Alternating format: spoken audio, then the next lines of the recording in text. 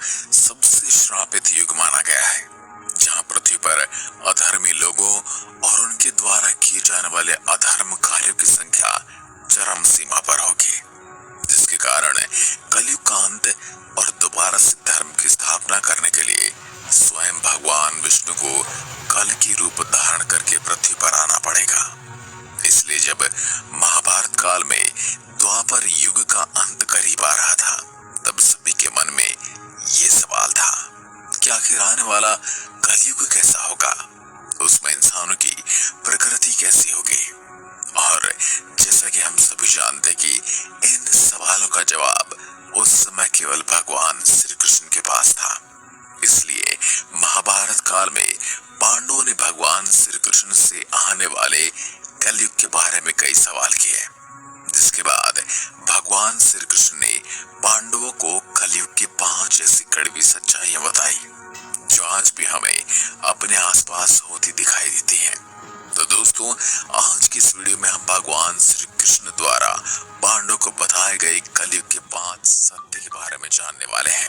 तो जैसा कि हम सभी जानते हैं, महाभारत हिंदू धर्म के सबसे महत्वपूर्ण ग्रंथों में से एक है, जिसमें हम इंसानों के लिए बहुत सी सीख छिपी हुई है।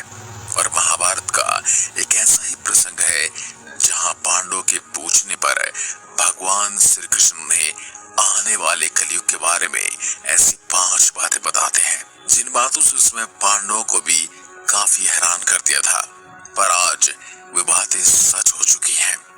एक बार पांडवों ने वनवास के दौरान पांडवों में सर्वश्रेष्ठ और सबसे बड़े युधिष्ठिर बोले कि हे कृष्ण, भले द्वापर युग का अंत निकट है, लेकिन हम सभी भी द्वापर में हैं। लेकिन इसके बावजूद हमारे आसपास के लोग जिस तरह से छल कपट कर रहे हैं, उसको देखकर मेरे मन में एक सवाल उठ रहा है।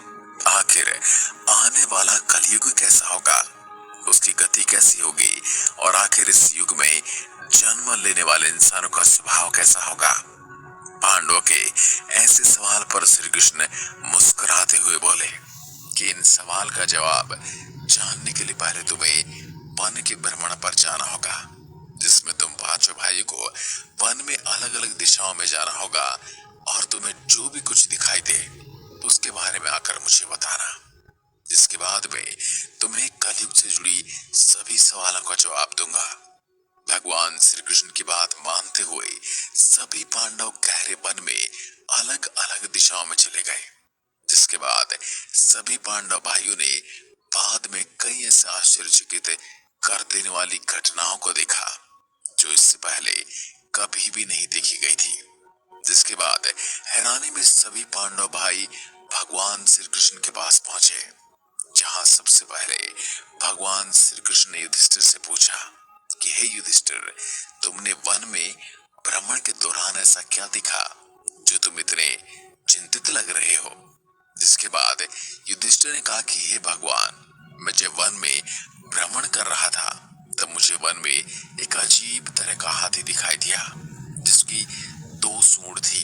इसके बाद श्री कृष्ण ने अर्जुन से पूछा कि अर्जुन, तुमने वन में क्या देखा। अर्जुन बोले, श्री कृष्ण, मैं जब वन में था तब मुझे कई बड़े पक्षी दिखाई दिए, जिनके पंखों पर वेदों की रचना लिखी थी, लेकिन वह पक्षी फिर भी मरे हुए जानवरों का मांस खा रहे थे।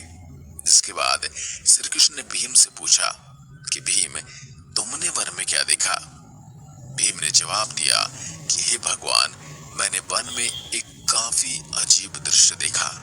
एक गाय ने बछड़े को जन्म दिया, पर जन्म के बाद से वह गाय अपने पुत्र बछड़े को लगातार चाट रही थी, जिसके कारण उस बछड़े के शरीर से खून आने लगा। मैं इस बात से काफी हैरान रह गया, आखिर कैसे एक माँ अपने पुत्र को इस तरह से नुकसान पहुंचा सकती है। इसके बाद भगवान श्री कृष्ण ने सहदेव से पूछा कि सहदेव, तुमने वन में क्या देखा।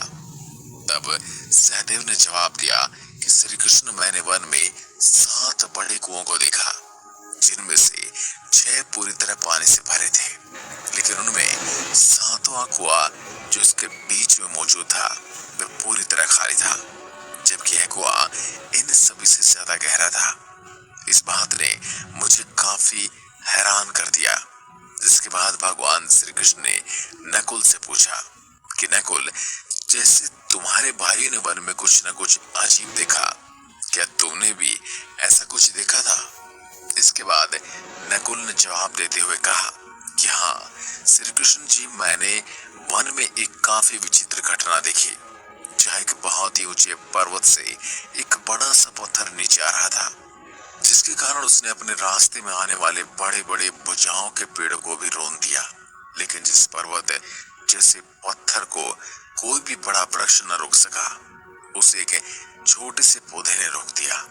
और मुझे ये समझ नहीं आया कि आखिर इतने छोटे से पौधे में इतनी भारी पर्वत को रोकने की शक्ति कहां से आ गई। इसके बाद भगवान श्री कृष्ण ने सभी पांडवों से कहा, तुम सभी भाइयों ने वन में जो देखा है वह सभी घटना किसी न किसी तरह से आने वाले कलयुग से जुड़ी है, और तुम्हारे सभी सवालों का जवाब भी इन्हीं घटनाओं में है। जिसके बाद युधिष्ठिर ने कृष्ण से कहा कि हे प्रभु, तो हमें कृपा करके इन सभी के। तब श्री कृष्ण ने कहा कि युधिष्ठिर, तुमने जो 2 सूंड वाले हाथी देखा था, वह कलयुग के ताकतवर और बलशाली इंसानों का आचरण दर्शाता है, क्योंकि कलयुग में ऐसे ही लोगों का राज होगा जो कहेंगे कुछ और उनके कर्म करेंगे कुछ और। यानी लोग ताकत और राज्यों को पाने के लिए झूठ बोलने से भी नहीं कतराएंगे, और ताकत मिलने पर लोगों का शोषण करने से पीछे नहीं हटेंगे। जिसके बाद अर्जुन ने पूछा कि हे कृष्ण, तो फिर मैंने जो देखा उसका क्या मतलब है? इसके जवाब में श्री कृष्ण ने अर्जुन से कहा कि तुमने जो पक्षी देखे, उनके पंखों पर विदु की पंक्तियां लिखी थी, और वो मरे हुए जानवरों का मांस खा रहे थे। यह वह दर्शाता है कि कलयुग में ज्यादातर ऐसे इंसान होंगे जो दुनिया को अपना विद्वानों और ज्ञानी वाला रूप दिखाएंगे, लेकिन उसी ज्ञानी पंडित के वेश में वो दूसरों की संपत्ति पर अपना लालची नजर रखेंगे। ऐसे लोगों के मन में हमेशा यही चलता रहेगा कि कब कोई मरे और उनकी सारी संपत्ति इनके नाम हो जाए।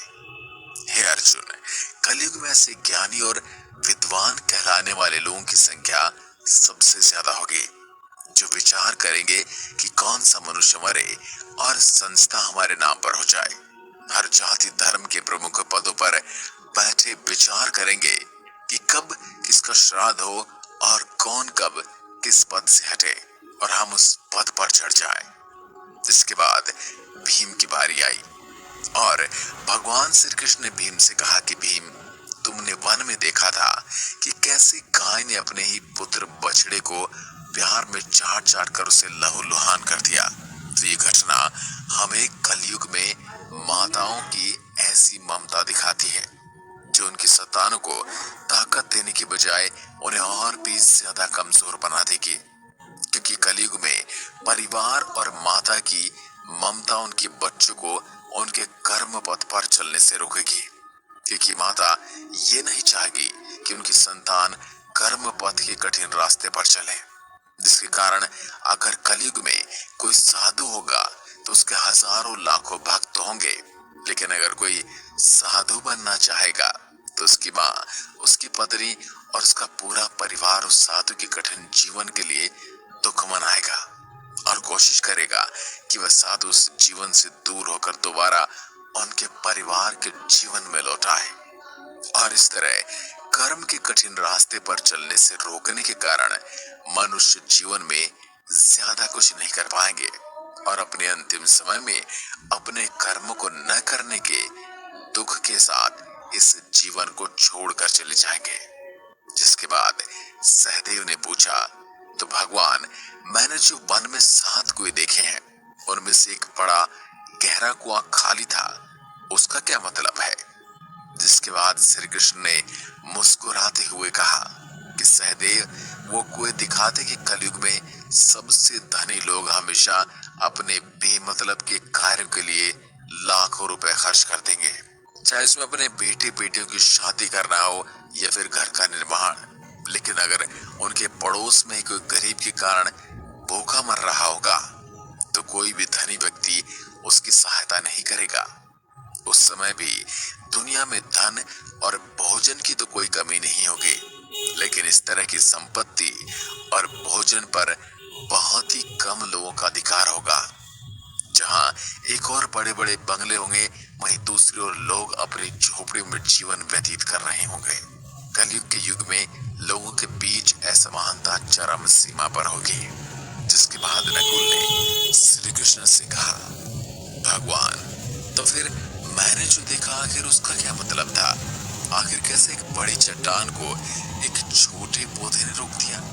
इस पर श्री कृष्ण ने नकुल से कहा कि नकुल, वह बड़ा पत्थर कलयुग के मनुष्य की इच्छा है, जो लगातार अपने रास्ते में आने वाली हर चीज को रौंदती रहेगी। इस इच्छा को धन या सत्ता समाप्त नहीं कर पाएगी और न ही कभी रोक पाएगी, लेकिन इस इच्छा से भरे मन को भी केवल हरि नाम का एक छोटा सा पौधा रोक देगा।